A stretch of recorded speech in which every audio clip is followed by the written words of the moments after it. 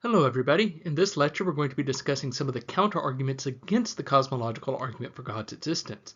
Review will be minimal, so you should make sure that you are familiar with and remember the content of the first lecture. Briefly, here are the counter-arguments that we will consider.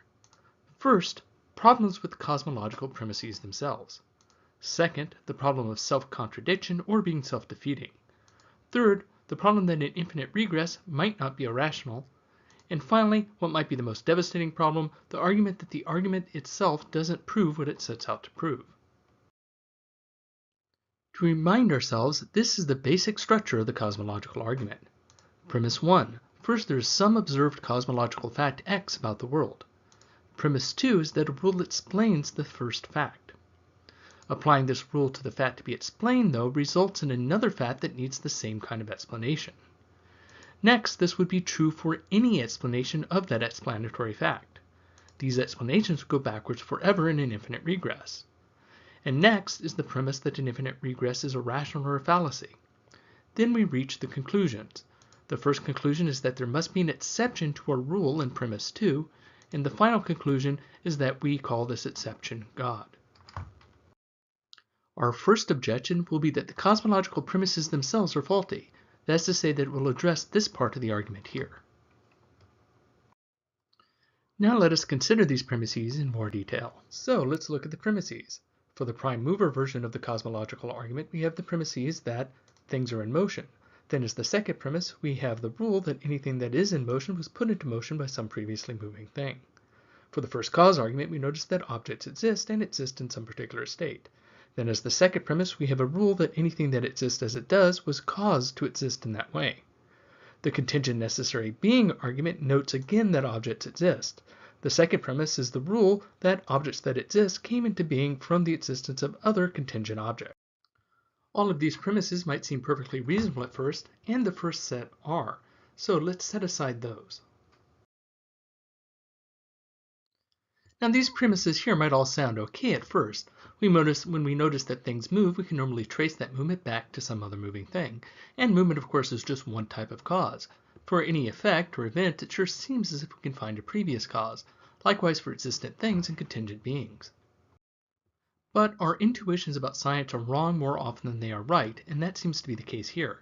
This isn't a class in advanced physics, but it turns out that according to what quantum physicists tell us, objects do pop into existence out of absolutely nothing.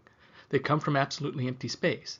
In fact, you can think of space as a zero, which splits into a positive 1 and a negative 1, which equals 0 when put together. These particles are not the easiest thing to detect because they are attracted to each other and cancel out each other almost immediately again back into empty space. -1 and +1 equals 0. Picture something like this.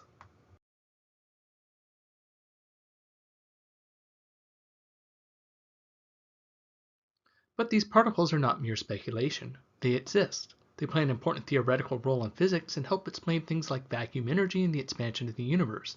What is more, we can detect them. Hawking radiation is the result of these particles appearing at the event horizon of a black hole. The event horizon of a black hole is the exact place where the escape velocity is the speed of light, meaning nothing beyond that point can escape. Since the particles are appearing right at the event horizon, the one that is moving towards the black hole can't escape, but the one which is moving away from it can. This means that the particles cannot cancel out, and this radiation is actually detectable. These particles are then attracted to the poles of the black hole. This is just one way that we know about these particles. So, what does all this mean? Well, these particles seem to show that the premises needed to get to an infinite regress fail. Virtual particles provide an example of motion from non-motion, causality from apparently no cause, and contingent beings coming into existence without another previously existing contingent entity. These are the premises needed by the cosmological argument in order to get to the infinite regress. Without them, or a substitute, the argument appears to fail. The presence of such particles has other implications as well. Stephen Hawking actually posits that the universe could have popped into existence at the moment of the Big Bang because at this time the universe itself was of quantum size. I do not understand the advanced mathematics involved in this, so I am deferring here to the expertise of astrophysicists.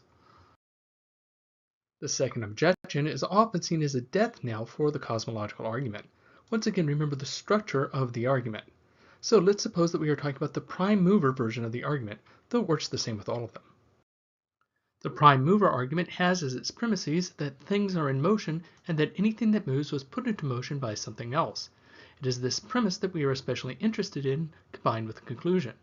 But the first conclusion of the argument is that there must be an unmoved mover, which we then call God. This violates our second premise.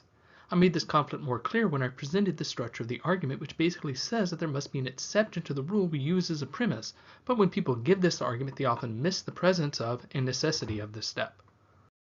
The problem is that if the conclusion is true, then the premise we use to reach the conclusion is false.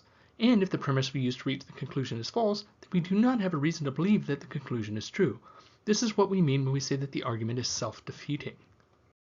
We have the same problem for the other versions of the cosmological argument because they all work the same way. For the first cause version, the idea that every event and every object must have a cause contradicts the idea of a first cause, which is later named to be God. If one claims that all things are contingent, then this conflicts with the idea of a necessary being. So all the versions of the cosmological argument seem to suffer from this problem. Some people try to save this argument in various ways. For example, some say completely ad hoc, that is to say without justification, that God is the only possible exception. Theologians sometimes try to make their exception look less ad hoc. They might say something like, whatever begins must have a cause, and then say God didn't begin. These sorts of rebuttals seem to be guilty of the fallacy of special pleading. Special pleading is a fallacy in which basically an exception to a rule is asked for but not justified. In this case, claiming that everything had to have a cause, well, except God, which is what we are trying to prove. If God can be an exception, then there might be other exceptions. If God is a cause that didn't need to begin, then maybe some other natural aspect of the universe is a cause that didn't need to begin. Okay, let's look at the structure of our argument once again. Objection 3 questions another fundamental premise of the argument, the idea that an infinite regress is irrational. Infinite regresses of causes might seem obviously irrational to you, but not every expert agrees with this. This is probably the least intuitive objection, so I won't spend too much time with it. Just a few notes, infinite regresses are acceptable in mathematics. We do not say, for example, that there is no first negative number, so we can never get to the number 0.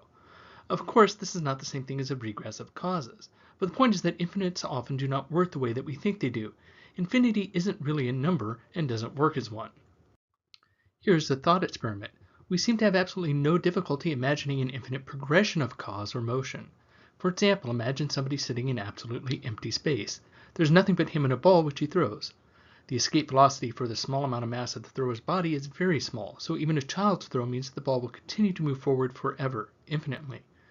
There seems to be no contradiction involved here, but an infinite regress is just the reverse of this. Or we could consider a version of Zeno's famous paradox. Consider an archer shooting at a target. We seem to think that an infinite number of steps is okay for finite distances. The famous Zeno's paradox argues that, for example, objects cannot move. The reasoning behind this is that in order for an object to get from one point to another, for example in order for an arrow to reach a target, it first has to travel halfway there. Let's call that point A. But to travel halfway there, it first needs to travel half of that distance. Let's call that point B. But to travel to point B, it first has to travel halfway there. We can call that point C. As you can see, we can keep cutting that distance in half. The claim is that since the arrow can't travel an infinite number of spaces, the arrow can't move at all. But something seems to be wrong here, as it seems pretty clear that arrows can move. Something seems to be wrong with this reasoning. Going into various explanations regarding possible resolutions of Zeno's paradox is beyond our scope here, but it is relevant in that here is a case where it seems like a thing is traveling over an infinite number of spots, each spot being connected to the last it has traveled, and yet we seem to think that this is possible. The final objection that we will cover is especially devastating. This counterargument focuses on the conclusion itself. Remember that we have two conclusions, a subconclusion and a final conclusion. This objection involves that very last step. So to see this, suppose that we ignore any problems with the cosmological premises that we discussed before. Also suppose that we allow that an infinite regress is impossible, and suppose that we do not claim that the argument is self-defeating. In other words, suppose that we follow the argument all the way up to step 8. If we're talking about motion, we agree that there must be an unmoved mover. If we're discussing first cause version, then we agree that there must be an uncaused cause, and so forth. This is granting the argument an awful lot. But even if we grant all of this arguendo, that is to say for the sake of argument, there seems to be an insurmountable chasm between the first part of the conclusion, that an uncaused cause or unmoved mover exists, and the conclusion that that uncaused cause or unmoved mover is God. Remember the properties of God. When we talk about God, here is what we're trying to prove. A being that is all-powerful, a being that is all-knowing, a being that is intelligent or conscious, and usually an all-good or omnibenevolent being. Now assume that we agree that we proved that an uncaused cause or unmoved mover or necessary being must exist. Call this unidentified thing X. Even granting all of this, do we have any reason to believe that this thing is anything at all like the God described above? It doesn't need to be all-powerful, it only needs to be something that kicks off the universe. It doesn't need to be all-knowing. In fact, it doesn't need to know anything or even have the capability of being self-aware or intelligent. Likewise, there's no reason to suppose, just from this argument, that this thing or event X is all good. Here are some other possibilities. The universe could have been created by some non-conscious unknown natural event that is uncaused or unmoved. The universe could have been created by a God that immediately disappeared upon the creation of the universe. The universe could have been created by 2,993,274,923 gods. The universe could have been created by the flying spaghetti monster. We can come up with limitless, that is to say infinite alternatives to the idea that this first cause or first mover is God. In some ways, this might be the most serious objection to the cosmological argument, because it means that even if we accept the reasoning for the sake of argument, the argument still doesn't prove or show what it sets out to. And that about wraps it up for our discussion of the cosmological argument. Try not to merely take in these arguments and counter-arguments passively. Think about them after the video ends. Discuss them with your family or friends or on message boards, provided that you feel safe and feel secure doing so. Until next time.